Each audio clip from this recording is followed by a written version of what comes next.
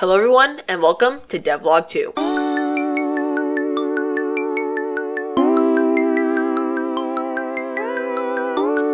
In today's episode, we are going to add 4 brand new features that are going to build upon our current engine. We are going to add a health UI system, the ability to attack, a collectible system, and an inventory system. Let's jump right in. So first, I added a health display system, so the player could know how much health they had remaining. I wanted the health display to keep the space theme, so I just made a simple star with a dim and lit costume for the indicators. I then coded up a script that will put my new indicators into action, and there we go, my game now had a working health UI system. Secondly, I added the ability to attack, so the player could defend from their enemies. The competition I'm submitting this for does not allow weapons, so I had to be a little bit more creative with my attacking system. I decided to go with a dash. Basically, the player could dash through the enemy, therefore damaging it. I also made the player invulnerable during this dash, so that the player wouldn't get hurt.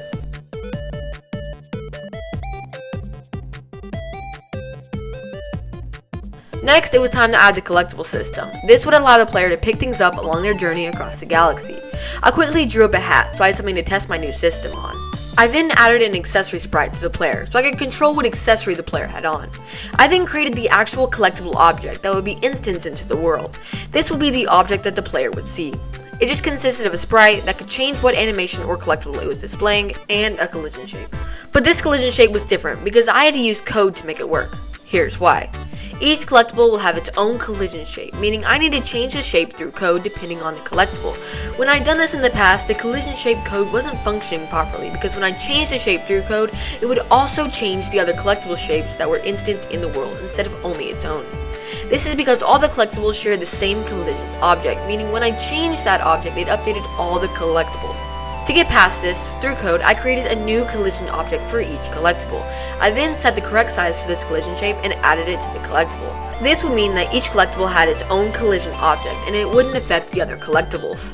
Now that we had the basics in place, I created an item detector around the player so that we could detect when something entered the player's range. Using this, I created a simple script that allowed the player to collect items. When collected, it would automatically select the item as the player's accessory.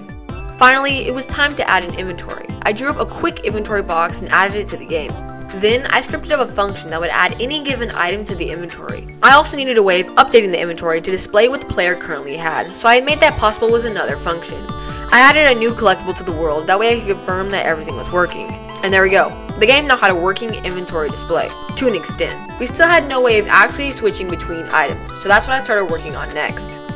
I first added a way of displaying what item you had selected, and a way to change your selection, but it still didn't update what the player was wearing. So next, I added some more code that would decipher between different kinds of items. But most importantly, this allowed me to change the player's accessory depending on the inventory selection. And with that, we had successfully added a health UI system, attacking system, collectible system, and an inventory system. Sorry for the delay on this episode. I've been very busy and unable to get much work done. But this episode has been so much fun, and I can't wait for what Devlog 3 will have to bring. I'm Super Chief, and thank you for watching.